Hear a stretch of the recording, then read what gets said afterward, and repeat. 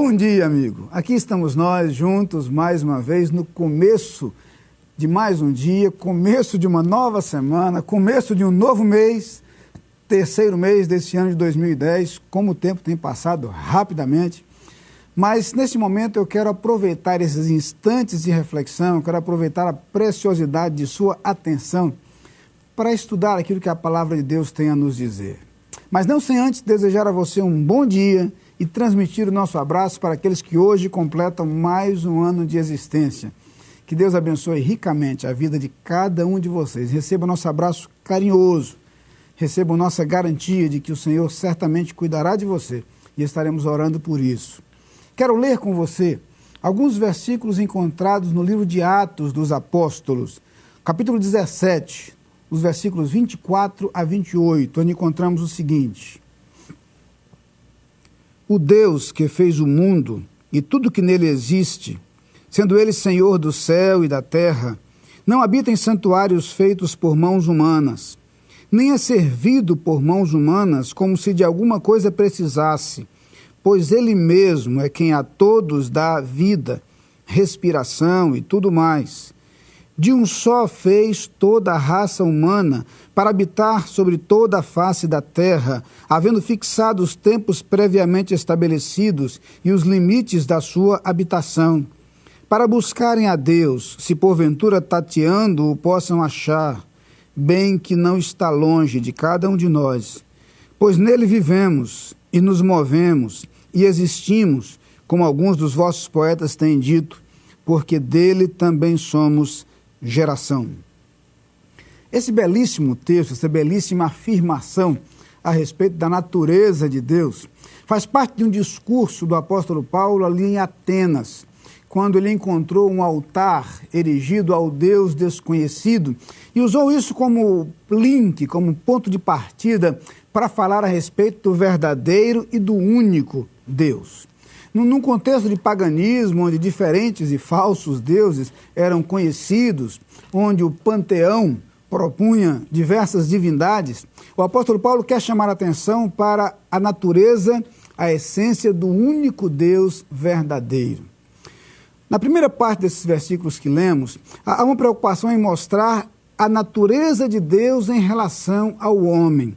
A absoluta distinção e diferença entre quem é Deus e quem nós somos. E a posição que precisamos assumir diante dele. Esse conceito é interessante porque ao longo da história, muitas vezes, embora o homem busque a Deus, esta relação com Deus é às vezes confusa. É preciso entender, por exemplo, que há uma distinção muito clara entre a legítima proposta religiosa e a proposta mágica que às vezes aparece em alguns relacionamentos com Deus. Muitas vezes, ao longo da história, isso em relação ao verdadeiro Deus ou em relação a falsos deuses, as pessoas tentam desenvolver um tipo de relacionamento no qual Deus passa a ser objeto de ação do homem e não vice-versa. É como se houvesse um relacionamento, ou uma tentativa de relacionamento no qual Deus fosse dominado. Deus se tornasse algo em nossas mãos à disposição do nosso querer, da nossa vontade. É como se o relacionamento com Deus fosse um instrumento por meio do qual pudéssemos levar Deus a fazer a nossa vontade. Nas muitas experiências pagãs, desde a antiguidade, nós encontramos esse tipo de proposta, esse tipo de postura. As pessoas buscavam agradar a Deus em troca de favores dos deuses, ou buscavam agradá-los para aplacar a sua ira. Algumas vezes a nossa experiência religiosa está contaminada por esta visão. E nós temos, às vezes, esta imagem de Deus, esse conceito de Deus. E a nossa relação com Deus passa a ser uma busca de favores. Quase sem perceber, começamos a nos aproximar de Deus na tentativa de agradar-lhe para que Ele supra as nossas aspirações, as nossas expectativas e os nossos desejos. E você vai encontrar essa atitude em diferentes fenômenos religiosos, em diferentes experiências religiosas.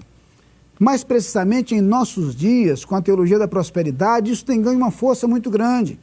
Muitas das mensagens, dos sermões, de igrejas por aí, trazem esse conceito, uma relação em que Deus é colocado como o gênio da lâmpada de Aladim, um ser poderoso, mas à nossa mercê, à nossa disposição para fazer o nosso querer, para satisfazer a nossa vontade. E isso nos dá o direito não apenas de pedir, mas muitas vezes nos dá o direito de exigir o que nós queremos, de estabelecer o que queremos, quando queremos, como queremos. Deus é colocado como servo à nossa disposição.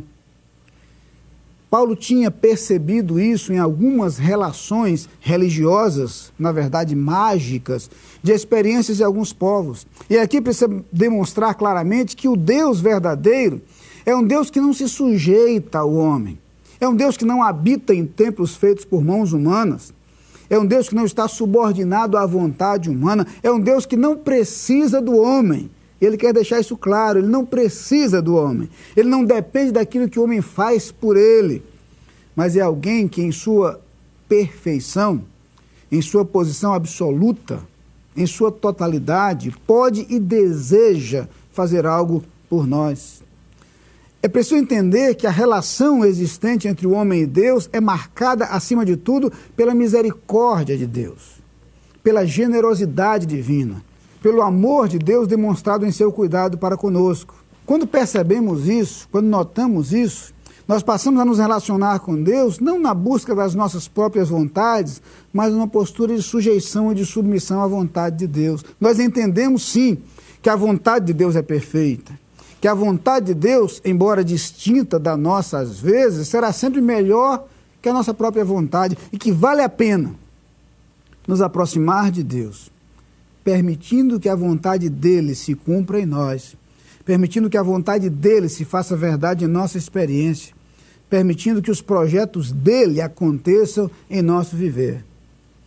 Quando entendemos que a relação entre o homem e Deus deve ser marcada não pela tentativa de levar Deus a fazer o que nós queremos, mas pela confiança absoluta que nos faz permitir que a vontade de Deus se cumpra em nós, nós entendemos e nós vivemos a legitimidade da relação desejada por Deus conosco. Vamos orar. Pai querido, muito obrigado, porque a Tua palavra nos apresenta quem és. E porque a partir desta revelação nós podemos nos aproximar de Ti, prontos a confiar em Ti, a Te entregar a nossa vida, a depositar em Ti a nossa confiança e as nossas expectativas, e a desejar que a Tua vontade se faça em nós.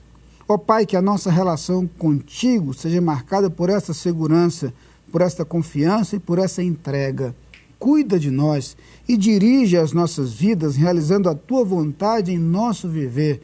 É o nosso desejo, a nossa prece, a nossa súplica nesse instante, no nome de Jesus. Amém.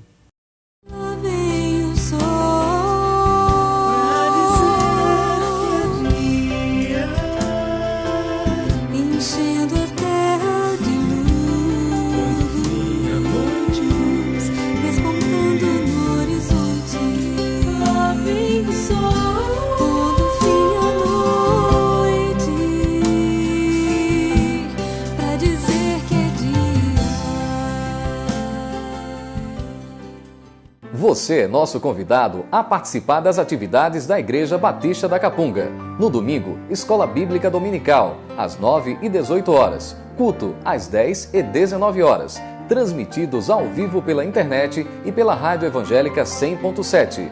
Culto infantil e atividades para crianças de todas as idades. Todas as programações com interpretação para surdos. Igreja Batista da Capunga, Rua João Fernandes Vieira, 769, Parque Amorim, ao lado do Colégio Americano Batista. Fone 3092-6578. Visite o nosso site www.capunga.org.br.